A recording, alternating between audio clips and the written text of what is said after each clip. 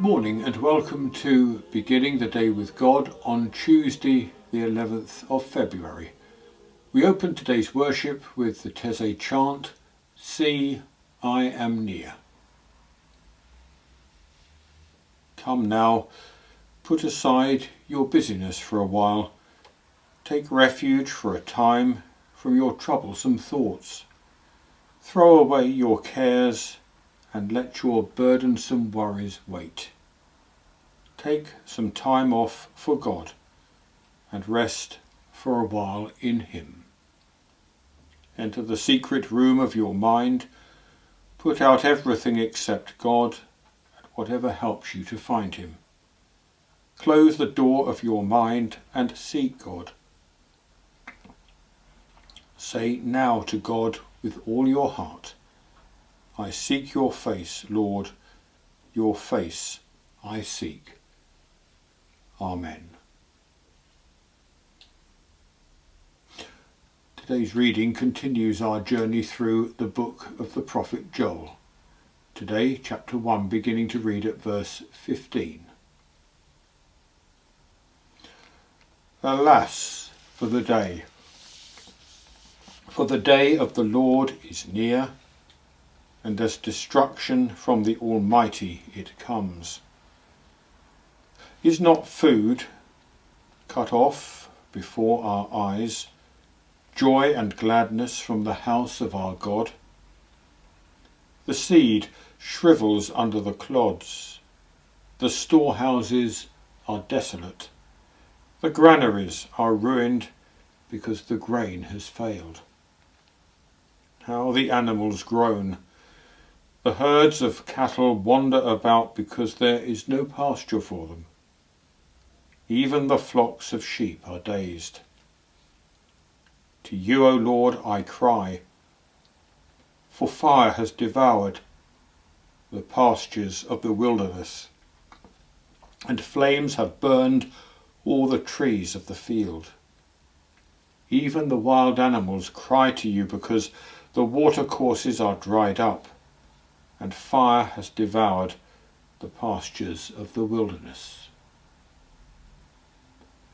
Thanks be to God.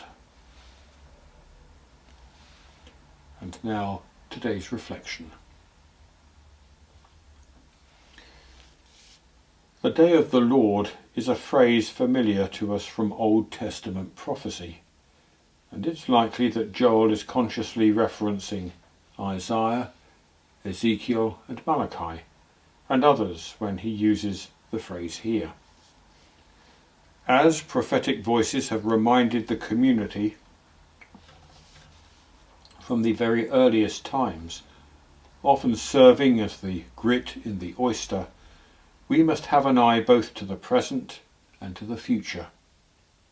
We are living in a place between the promises of God and their fulfilment.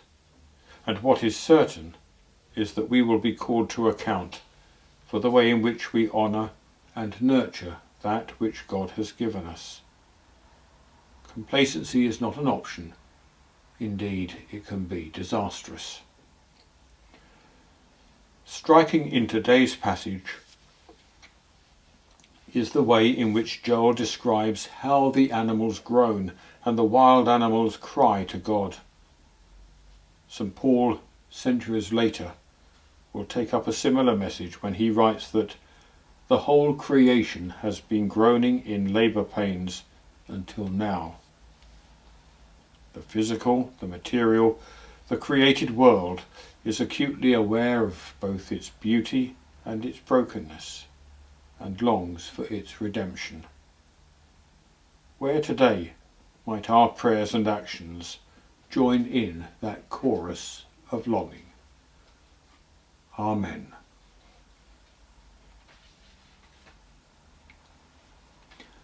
We join together now in the Lord's Prayer, saying, Our Father, who art in heaven, hallowed be thy name.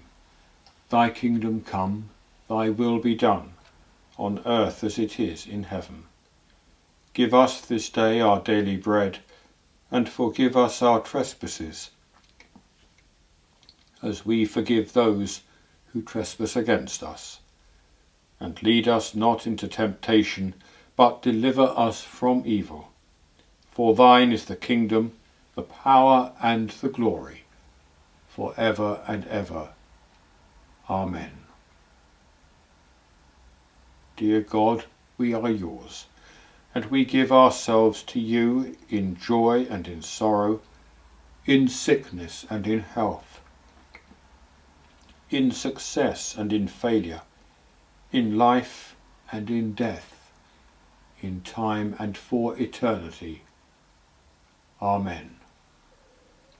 Father, thank you for keeping us this past night and for giving us this new day. May we glorify you by showing your love to all we meet and serving you to the best of our ability, at home, at work, in pleasure and at prayer, in the power of the Spirit and in union with Christ. Amen.